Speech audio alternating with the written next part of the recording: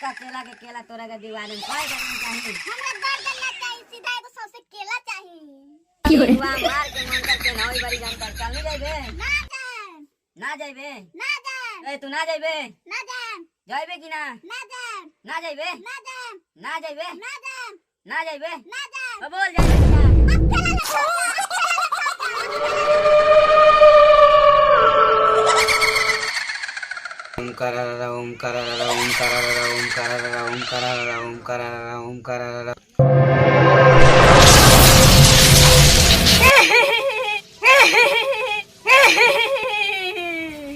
कौन भूत?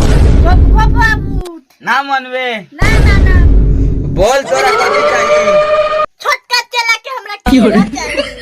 अच्छा तोरा छोटका चेला के केला चाहिए। अच्छा तोरा छोटका चेला के केला चाहिए। अब भी बोला चेला छोटका चेला कहाँ वाला इधर आवा। ये तोरा छोटका चेला के केला चाहिए। हाँ ये हमर गाछी पर से केला चोला के भागल बा।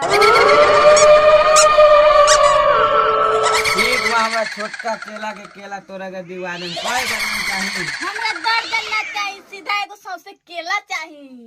ठीक बा मार के मन करके नई बारी जान कर चल नहीं जाइबे। ना जान, ना जाइबे। ना जान, ए तू ना जाइबे।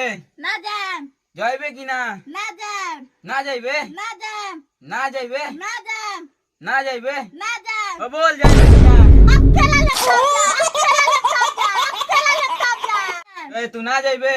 ना जान, जाइबे कि ना? ना जान, ना जाइबे। ना जान, ना जाइबे। ना जान, ना जाइबे। ना जान। अब बोल जाइबे कि ना?